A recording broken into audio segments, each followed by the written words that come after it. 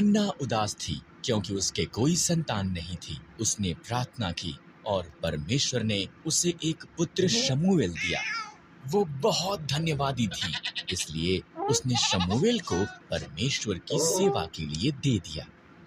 हन्ना ने उसका बेटा जो छोटा था को एली याजक के साथ तंबू में छोड़ दिया। शमूएल ने बूढ़े अंधे एली की सहायता की। वो तंबू में ही सोता था, जबकि एली साथ के कमरे में सोता था। एक रात शमूएल ने उसका नाम पुकारती एक आवाज को सुना। वो उठा और दौड़कर एली के पास गया। क्या आज्ञा है? उसने कहा। मैंने तुझे नहीं बुलाया। एली घुरघुराया। वापस अपने बिस्तर पर चला जा। शमूएल वापस बिस्तर पर चला गया। उसने फिर उसका नाम सुना। शमूएल दौड़कर एली के पास वापस गया। क्या आज्ञा है? उसने कहा। मैंने तुझे आवाज नहीं दी। एली नींद में बड़बड़ाया। वापस अपने बिस्तर पर चला जा। शमूएल के तीसरी बार आवाज सुनने के बाद एली ने कहा, ये प्रभु था। अगर वो दोबारा आवाज लगाता है। एली ने कहा, कहना, प्रभु बोल, तेरा दास सुन रहा है। इस तरह शमूएल ने वैसा ही किया।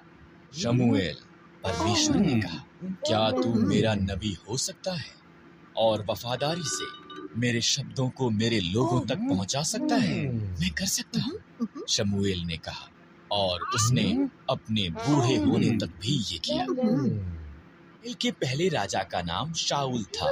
राजा शाऊल ने परमेश्वर की आज्ञा नहीं मानी, इसलिए परमेश्वर ने शमूएल नबी से कहा, शिय नाम के एक व्यक्ति को ढूंढ, उसके पुत्रों में से एक नया राजा होगा। शमूएल को यिशै बैतलहम में मिला। उसने यिशै के 7 पुत्रों को देखा। वो सुंदर और बलवान दिखते थे। उनमें से कोई नहीं। परमेश्वर ने कहा, मैं बाहरी रूप को नहीं देखता, मैं एक व्यक्ति की आंतर्य दिल की परवाह करता हूँ। यिशै ने उसके सबसे छोटे बेटे को संदेश भेजा, जो खेतों में भेड़ें चरा रहा था। शमूएल ने उसे देखा और परमेश्वर ने कहा, वही है। इस तरह दाऊद नया राजा होने के लिए अभिषिक्त किया गया था। समय के बाद इजरायलियों ने पलिश्तियों के साथ युद्ध किया। एक दानव पलिश्ती सिपाही गोलियत ने इजरायलियों को उसके साथ लड़ने के लिए एक योद्धा को भेजने के लिए कहा, पर सभी इजरायली डरे हुए थे। दाऊद सेना में उसके भाइयों के लिए भोजन लेकर आया। उसने गोलियत की चुनौती सुनी और डरा नहीं। परमेश्वर की सेना का अपमान करने की उसकी इतनी हिम्मत। दाऊद ने कहा, मैं उसके साथ युद्ध करूंगा। अचंभित हुए राजा शाऊल ने दाऊद को अपने शस्त्र देने की पेशकश की। नहीं, दाऊद ने कहा, परमेश्वर ने जंगली जानवरों को मारने में मेरी सहायता की है, वो गोलियत के विरुद्ध भी मेरी सहायता करेगा। दाऊद ने 5 पत्थर और एक गोफन लिया। मैं एक कुत्ता हूँ, गोलियत दहाड़ा। तुमने मेरे साथ युद्ध करने के लिए एक छोटे से लड़के को भेजा है। तेरे पास एक भाला है, दाऊद ने कहा, पर मेरे पास इस्राएल के परमेश्वर की सहायता है। दाऊद ने गोफन में पत्थर डाला और घुमा कर मारा। ये गोलियत के माथे में लगा और उसे नीचे गिरा दिया। इजरायलियों ने पलिश्तियों को हरा दिया। परमेश्वर की सहायता के साथ दाऊद एक हीरो था। दाऊद एक महान राजा बन गया था। तब उसके पुत्र सुलेमान ने राज्य किया। सुलेमान के मरने के बाद परमेश्वर के लोगों के बहुत बुरे राजा हुए। राजा अहाब सब बुरे राजाओं में से एक था। उसकी पत्नी इजबेल झूठे देवता बाल की आराधना करती थी। इजबेल ने अहाब और परमेश्वर के लोगों को भी बाल की आराधना के लिए कायल कर लिया। उनके पापों के कारण परमेश्वर ने 7 सालों तक बारिश रोक दी।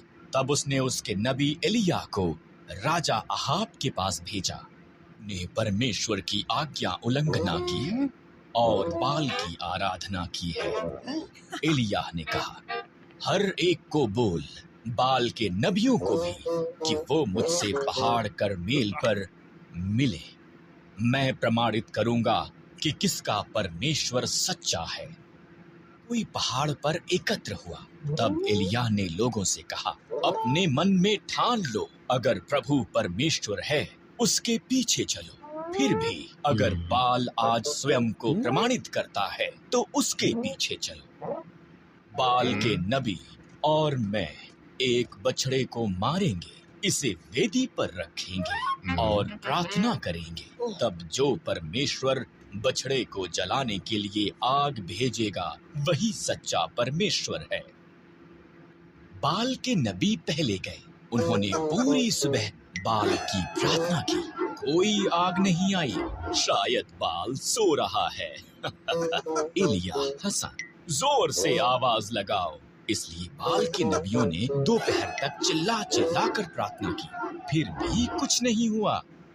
एलिय्याह ने एक वेदी बनाई। उसने उस पर बछड़े और लकड़ी को रखा।